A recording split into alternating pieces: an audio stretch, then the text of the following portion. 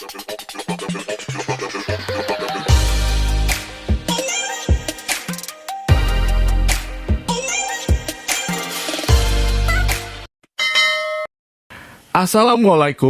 warahmatullahi wabarakatuh.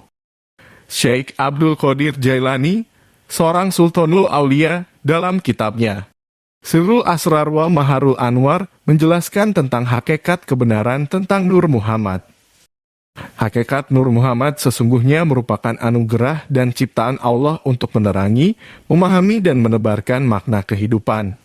Tanpa cahaya atau hakikat Nur Muhammad, maka kehidupan di dunia ini tidak akan pernah ada. Nur Muhammad, menurut Syekh Abdul Qadir, merupakan intisari kosmos atau alam semesta, awal mula segala yang ada di dunia. Nabi Muhammad sendiri dalam sebuah haditsnya juga bersabda, "Aku berasal dari Allah dan sekalian yang lain berasal dariku." Lewat hadits yang dikutip oleh Syekh Abdul Qadir ini menunjukkan bahwa Nur Muhammad sesungguhnya adalah sebuah perantara antara Allah dan makhluk-makhluk yang lain. Dengan demikian, Nur Muhammad ini laksana seperti fondasi dalam sebuah bangunan. Di atas fondasi itulah unsur-unsur bangunan lainnya diciptakan seperti dinding, pintu, jendela, atap, dan sebagainya. Tidak mungkin sebuah dinding bangunan dibuat tanpa dibangun fondasi terlebih dahulu.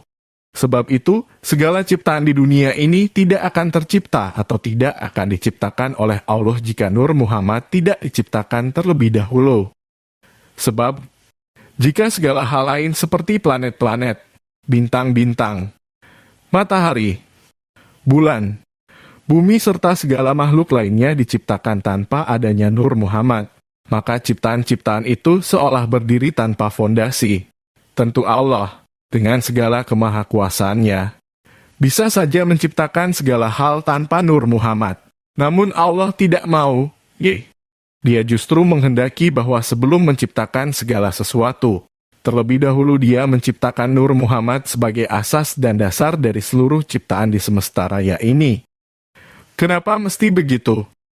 Ya tentu hanya Allah sendiri yang tahu. Kita sebagai makhluknya tidak bisa menjangkau apa yang dikehendaki. Terkait dengan masalah penciptaan yang berawal dari Nur Muhammad, Syekh Abdul Qadir menjelaskannya secara lebih dalam dan sistematis. Penciptaan roh itu dilakukan dalam bentuk lapis-lapis dimensi. Di dalam lapis dimensi penciptaan yang pertama, Allah menciptakan seluruh roh yang berasal dari Nur Muhammad. Roh-roh ini diciptakan oleh Allah dalam bentuk terbaiknya.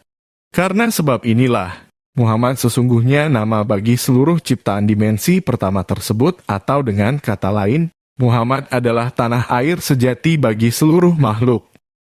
Setelah 4.000 tahun kemudian, Allah menciptakan arsy dari cahaya yang terpancar dari bola mata Muhammad. Diciptakannya arsy ini bersamaan juga dengan diciptakannya entitas yang lain. Dengan demikian, entitas-entitas lainnya merupakan sesuatu yang berasal dari cahaya bola mata Muhammad. Sehingga Allah kemudian mengantarkan roh-roh turun ke dimensi penciptaan yang lebih rendah, yaitu alam jasmani, alam jirim atau alam fisik. Allah alam.